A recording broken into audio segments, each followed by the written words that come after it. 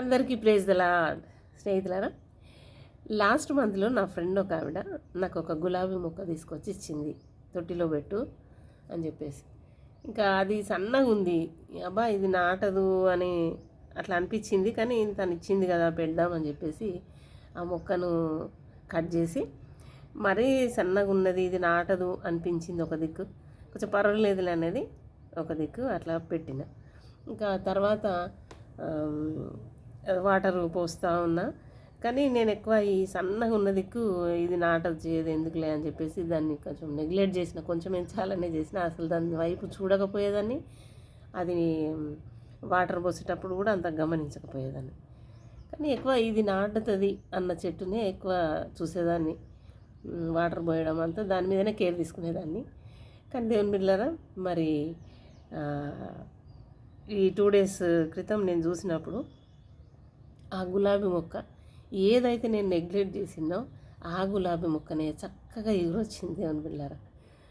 మరి నిజంగా ఆ చెట్టును చూడగానే నాకు ఇమీడియట్గా బైబిల్ గ్రంథంలో ఉన్న ఒక వాక్యం జ్ఞాపకం వచ్చింది. కొరింథీ మొదటి పత్రిక 1వ అధ్యాయం 29వ వచనంలో ఉంటుంది, బలహీనులైన వారిని సిగ్గుపరచుటకు, బలవంతులను సిగ్గుపరచుటకు బలహీనులైన వారిని దేవుడు ఎన్నుకుంటాడని. నిజమే, నేను ఏదైతే చక్కగా ఉంది, ఇది మంచిగా ఉంది, ఇది నాటుకుంటుంది అనుకున్నాను, మరి దాని ముందు బలహీనమైన ఈ మొక్కను మరి చిగురు వచ్చేటట్టు దేవుడు నాకు చూపించిండు.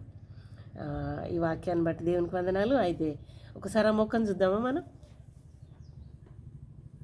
ఇది చాలా చూడడానికి కూడా కదా సన్నగా ఉంది, ఇది నాటదులే అని నేను అట్లా అనుకున్నా. తర్వాత నాటుతుంది అని నేను కన్ఫర్మ్గా అనుకున్నది ఈ మొక్క. కానీ దాని చిగురు చూడండి ఎంత చిన్నగా ఉంది, ఇప్పుడే స్టార్ట్ అవుతుంది.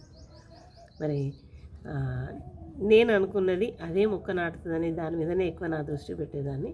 కానీ ఇదొక వింతనే అని నేనైతే అనుకుంటున్నా. అంటే నాకు నేర్పడానికి దేవుడు ఇలా చేశాడేమో అని నాకు అనిపించింది.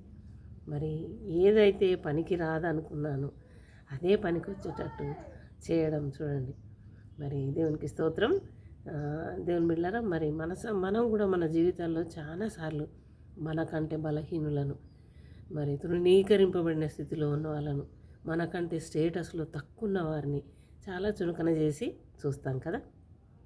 దేవుని బిడ్డలారా, అది తగదు అనే విషయాన్ని మనం నేర్చుకోవాలి. ఎవరినైతే మనం తృణీకరిస్తామో వాళ్ళే ఒక సమయంలో మనకు అవసరానికి మరి సహాయపడతారు, వాళ్ళే మనల్ని ఆదరిస్తారు. అట్టి సత్యాన్ని గుర్తెరుగుదామా, దేవుని గణపరుద్దాం. హల్లెలూయా.